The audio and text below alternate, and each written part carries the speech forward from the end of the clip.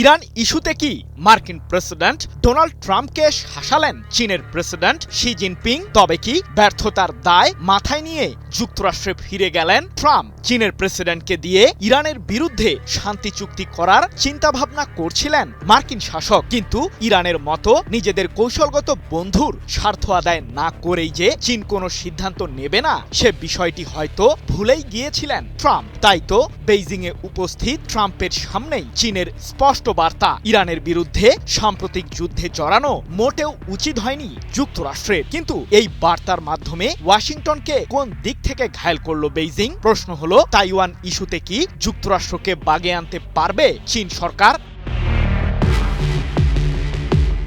ইরানের বিরুদ্ধে সাম্প্রতিক সময়ে যুদ্ধে জড়িয়ে বেশ ঝামেলার মুখেই পড়েছেন মার্কিন প্রেসিডেন্ট ডোনাল্ড ট্রাম্প। যুদ্ধের ময়দানে নিজেদের সামরিক বাহিনীর নাজেহাল অবস্থার মাঝেই আশার আলো খুঁজতে 3 দিনের রাষ্ট্রীয় সফরে চীনে যান যুক্তরাষ্ট্রের শাসক। কিন্তু হতাশা যেন ট্রাম্পের পিছু নিয়েই চলেছে। সামনে আবার যুক্তরাষ্ট্রের মধ্যবর্তী নির্বাচন, যেখানে ট্রাম্পের দল রিপাবলিকান পার্টির ভরাডুবি হবে বলেও আভাস দিচ্ছেন বিশ্লেষকরা। টালমাটাল এই পরিস্থিতির মাঝে ইরান ইস্যু থেকে মুক্তি লাভের আশায় যুক্তরাষ্ট্রের দীর্ঘদিনের শত্রু চীনেরই শরণাপন্ন হন ট্রাম্প। তবে কোনো কিছু কি অর্জনে সফল হতে পেরেছেন মার্কিন প্রেসিডেন্ট?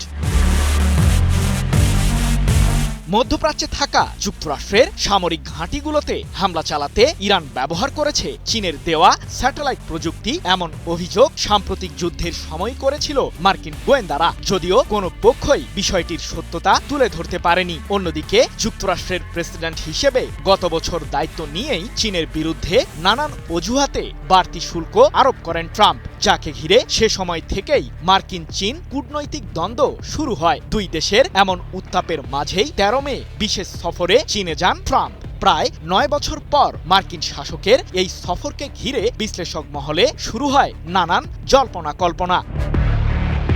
সমঝোতার ভিত্তিতে ইরানকে যখন কোনোভাবেই বাগে আনতে পারছেন না ট্রাম্প, ঠিক তখনই চীনের শরণাপন্ন হলেন মার্কিন শাসক। তবে বেইজিংয়ে উপস্থিত ট্রাম্পের সামনেই চীনের পররাষ্ট্র মন্ত্রণালয়ের স্পষ্ট বার্তা, ইরানের বিরুদ্ধে যুক্তরাষ্ট্রের যুদ্ধে জড়ানো মোটেও উচিত হয়নি। উত্তাপ এখনো বজায় রাখার কোনো কারণ নেই। তবে যুক্তরাষ্ট্র ও ইরানের মাঝে শান্তি ফেরাতে কাজ করার ইচ্ছা প্রকাশ করেছে চীন সরকার। 15 মে এক প্রতিবেদনে বিষয়টি নিশ্চিত করেছে ব্রিটিশ বার্তা সংস্থা রয়টার্স।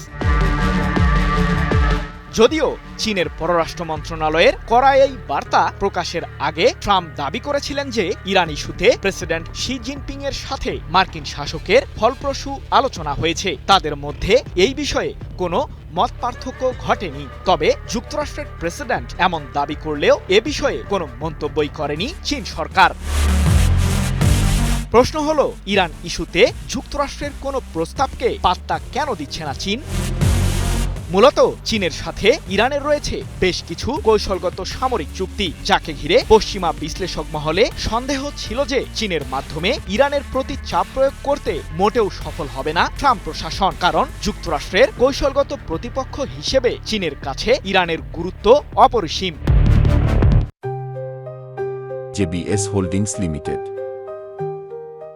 তবে ইরান ইস্যুতে ট্রাম্প কোনো আশার বাণী না পেলেও চীনের সাথে বাণিজ্যিক বিষয়ে বেশ কিছু সাফল্যের দাবি করেছেন যুক্তরাষ্ট্রের প্রেসিডেন্ট। এ সম্পর্কে ট্রাম্প বলেছেন, আমরা কিছু চমৎকার বাণিজ্য চুক্তি করেছি যা উভয় দেশের জন্যই ভালো ফল বয়ে আনবে। 15 মে চীনের প্রেসিডেন্ট শি জিনপিং এর সাথে শেষ দফার বৈঠকের সময়ই এমন মন্তব্য করেছেন ট্রাম্প।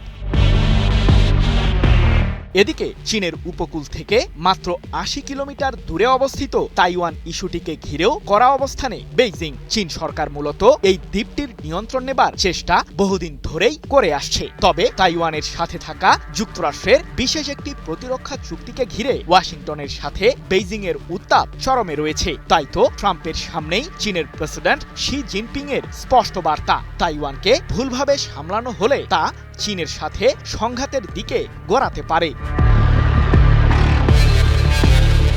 সৃজন মাহমুদ, নিউজ 24।